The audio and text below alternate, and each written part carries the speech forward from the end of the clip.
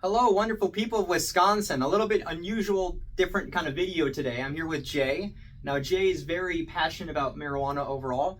Now, I am running on marijuana as a Republican, but I'm running on the idea of let's set some common sense laws. If you're driving high, you're driving drunk, that's a crime. We have smoking zones at Brewer Stadium. We can do this as a society. We can set laws that will protect our special needs children, the people who are most at risk in our society. And the idea is that we are kind of giving up some money to Illinois and other states out there. And there are absolutely, capitalistic, entrepreneur-minded people like Jay here who absolutely have a vested interest in, their business models and how they run their lives. This is much more to them than just a simple habit. This is their livelihood. This is their life. So my kind of question to prompt to the wider Republican Party in Wisconsin is, we are always missing money.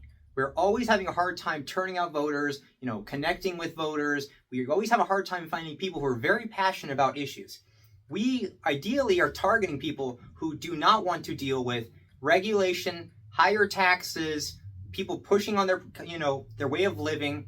I would argue actually that marijuana people are actually secret Republicans. Jay might not sure how he feels about that. That's a very odd, unorthodox statement. I didn't prep him on this. See, I would argue that Jay and everybody across the marijuana industry nationwide, they don't want higher taxes. Democrats like Hong and other individuals out there, they will very openly talk about raising taxes and basically getting money from them by taxing their business models and tapping into their margins and their revenue. This automatically will cause a shortfall with businesses. It will make business harder for them. They will absolutely pass laws like, oh, you can't have 5 pot plants in your house, but you can have 1. See, these are kind of stupid regulations that make no sense. These are things Republicans should absolutely oppose and should absolutely fight at every measure.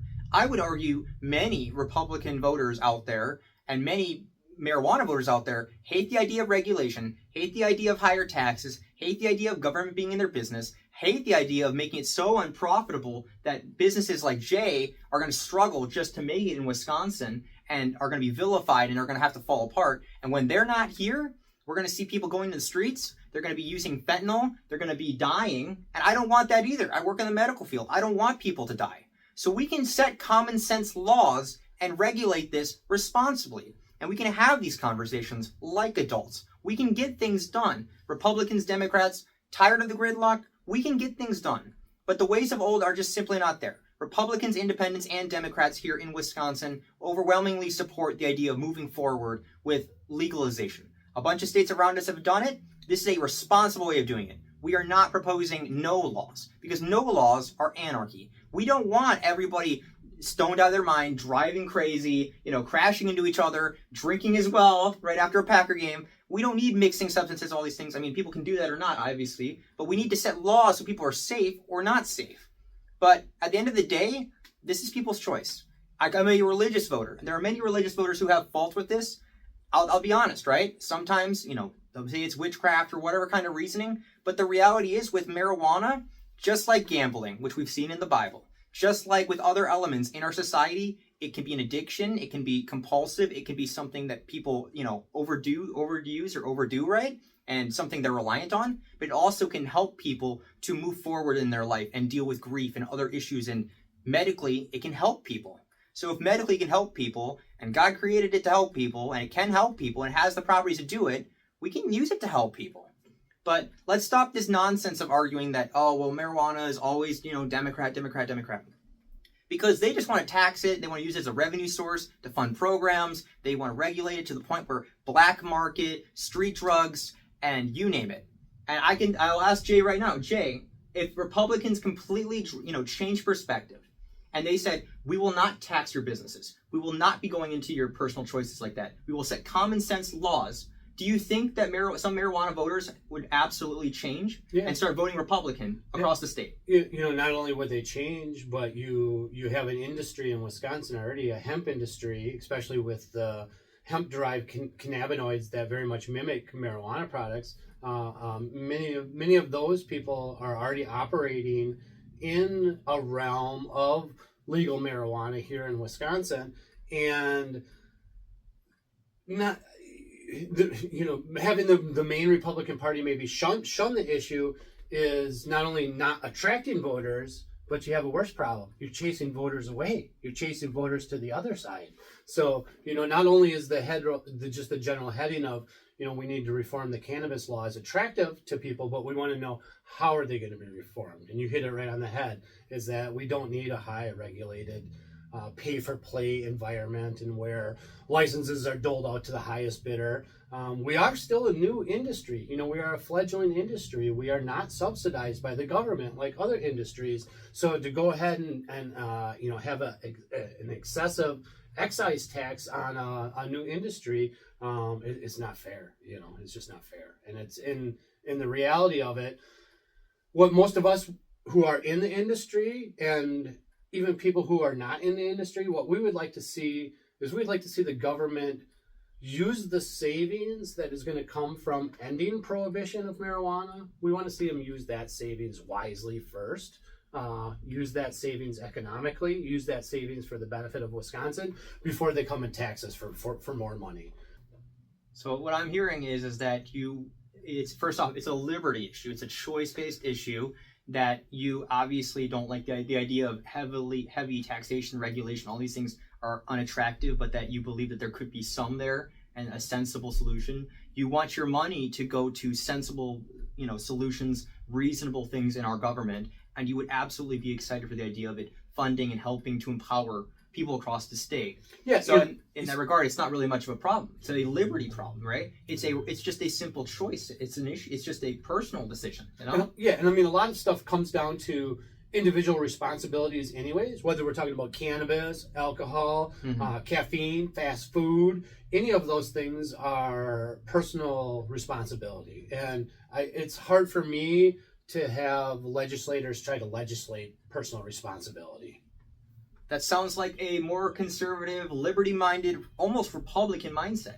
And again, these are businesses which could invest in the state party, could grow the state party, could talk to voters on the ground across the state. These are young entrepreneurs, people who are ambitious, people who want to protect and serve their community, but also, make a little bit of a profit. Do what they're doing that they love. This is your life. Yeah, and a lot of the cannabis community, the cannabis industry people, they already do a lot of giving back in their communities, whether it's through their own charitable donations, whether they have a separate nonprofit from their business that just works in the charitable realm. We're always working with individuals, not only to portray a good light in our community, but we know that community resources are far and few and in between. And, not only are retail locations providing a valuable service to their consumers, but they're a valuable part of their community in general. Can I ask one more question? Sure.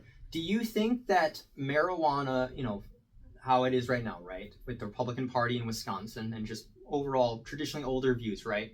Do you think that this is more of a hanging weight on Republicans statewide that consistently is just being brought up by Democrats or brought up as policy? We have voted in the past. I know in Milwaukee, having gone out to vote, it has been on ballots, but it never actually got legalized after those ballots. It just kind of was a cudgel that kind of brings people out, but nothing really ever seems to ever happen. It doesn't ever seem to go fully across the line, right? Mm-hmm. So in that regard, it seems to have passed in prior, votes in statewide elections, but for whatever reason, it just keeps being brought up and brought up. I feel like, at least with the broader Democratic Party, that sometimes there's while yes, they are very passionate about it, there's also an idea of, hey, as long as this isn't legalized, we'll keep using it against people and dividing people. And I'm not a divider, right? But I just think that it just seems kind of silly to sometimes leave issues on the table. And if we can just have common sense, meetings, get things done, it doesn't really matter who's in the offices, right? But if we can get some common sense laws, I think you would support common sense laws, right? If it Correct. just meant your business model would work, that your people could do what they need to do, that people medically can get something that really will help them, that they medically can get it, you would take a slight amount of regulation for the broader public, right? Apartments being able to choose, for example, whether to have marijuana or not. But then again, that's obviously they can choose to do it outside the home or whatever on their own kind of thing, in their own spaces. Yeah, it's interesting because prior to legalization or hemp legalization even, you have that demographic of pot voters that aren't generally vocal about anything because they want to stay in the closet. So now we have a whole different realm. We have a whole industry that is above ground. I think in Wisconsin we have about 3,500 to 4,000 jobs, in that intoxicating hemp realm, the HDCs we call them. And so the Republican Party is doing themselves a disservice, in two ways. They should really look at the issue as an issue of governance versus popular opinion or even ruling. That it's an issue. It hasn't gone away. It's not going away. An overwhelming percentage of the population supports reforming these laws.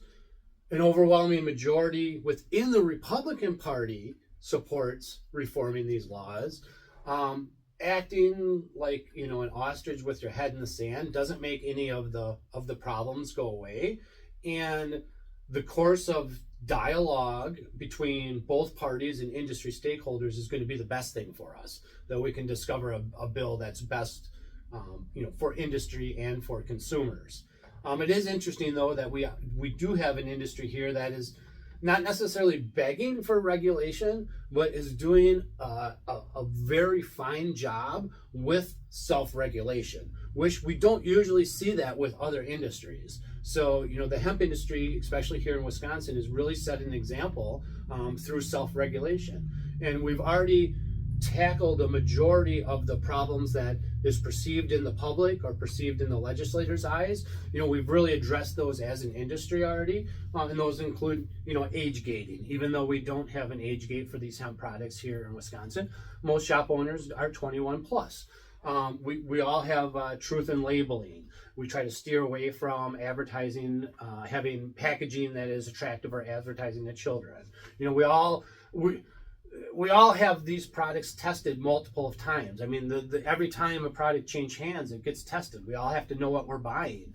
So these products are tested and safe, So all of the things that we're asking for to be codified in law, we're already doing by being responsible business owners. And again, that comes down to that overall heading of personal choice, that us in the industry are really acting responsible, as business owners and people putting these products out here that we're not trying to follow. We're developing and we're leading, best business practices for an industry. Should the legislators really talk to us and work with us, Wisconsin could perhaps develop a model law that other states could embrace also. Could adapt. Okay. Now, I have a little question on the side here. Obviously, I'm running as a gubernatorial candidate, right? Now, we are talking about, I'll be honest, right? If by chance I'm not the nominee, do you think that for Tom Tiffany, because he's the other person running the Republican Party, would it do him some goodwill with voters to move towards my position possibly slightly, with the idea of, again, protecting the populace, protecting property rights, talking about how this is a liberty choice, talk about how we can do this responsibly, talking about how, common sense laws that aren't overly restrictive in like the criminal sense, right? Like driving drunk, driving high.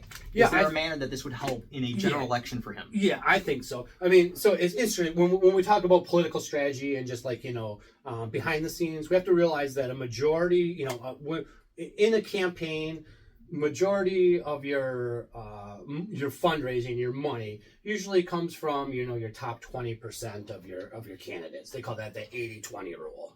80% of your donations come from the top 20. So if Tiffany's worried about losing donations from his top 20, he may be hesitant on that. So he might be playing it cautious if he's worried about losing some funding.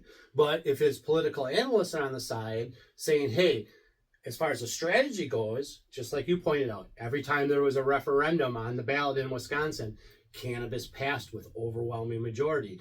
Cannabis reform passed with a higher percentage than what the winning candidates did, even in Republican districts, and then just general public polling where we're seeing up to 65% of the Republican constituent bases that are polled in this issues are supporting legalization or reforming cannabis laws.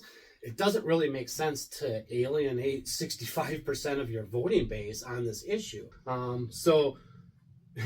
mean, he's digging his own grave on this issue. Marijuana itself maybe has somewhere between 600,000 to 700,000 voters in Wisconsin that may vote on that issue alone.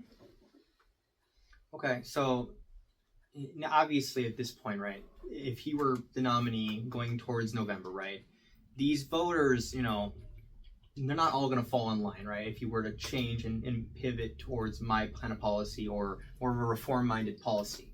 But if Tom Tiffany were, again, changed, again, maybe moved away from the idea of donor, I need the money, right, and move more towards, let's set up a campaign policy that is going to grab new voters and voters that are going to be like, you know what? If they're going to reform it, if they're going to set some laws that aren't going to be too restrictive, right? If they're talking about not overly taxing us to death so we cannot operate, if they don't want to see fentanyl in the streets, if they don't want to see people be dying from that, if they want to, again, set these guidelines for businesses, for residentials, right? For brewer stadiums, right? I mean, these aren't limiting your ability to do business, right? And people have the ability to, again, in their own personal views and whatnot, right? In their own spaces to do it where it isn't a danger to children. As you said, you've already talked about how you want to protect children. You are a liberty-minded people. You are people who want, some people are single issues voters like this, right? Yeah, so in a state like Wisconsin, where 30,000 votes sometimes turns the election, even 100,000 of those voters, of those 700,000 voters, you said that are pretty much single issue voters, this is their thing, right?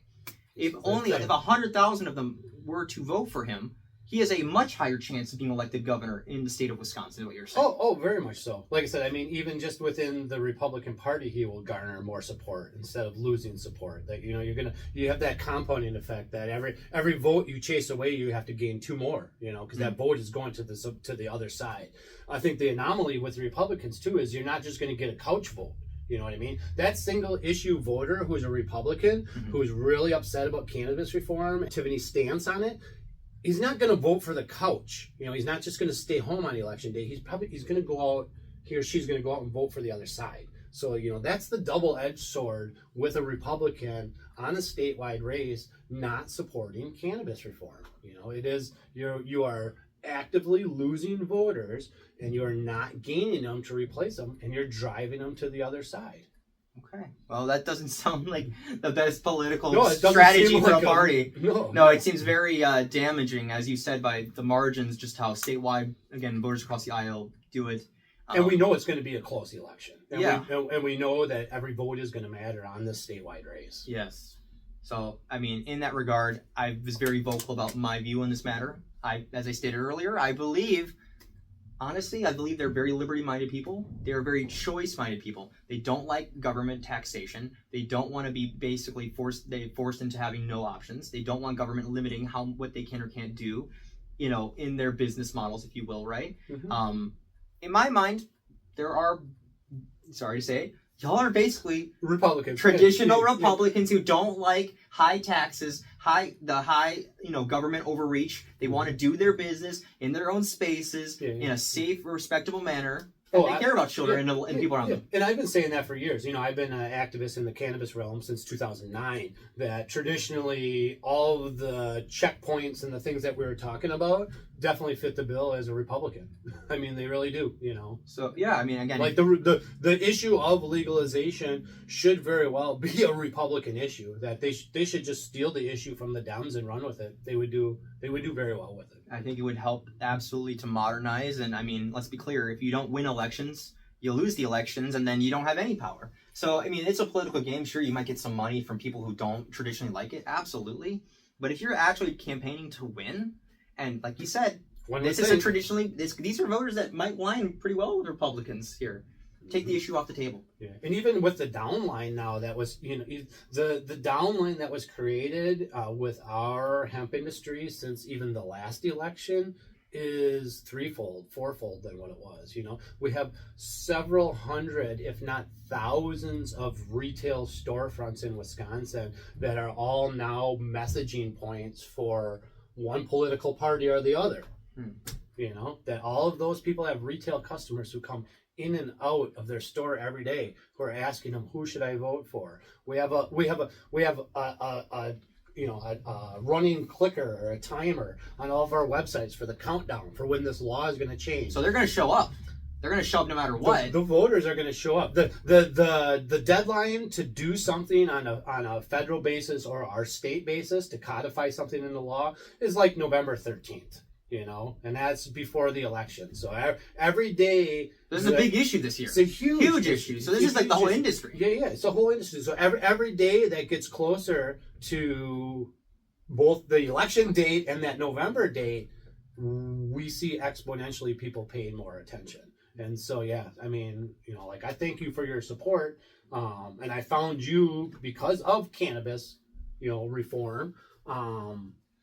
It's, you know, even in my store here, you know, talking to people who said, I haven't voted ever, but I'm going to vote this time, you know, that, yeah, I mean, the Republicans are missing the boat on legalization in more ways than one.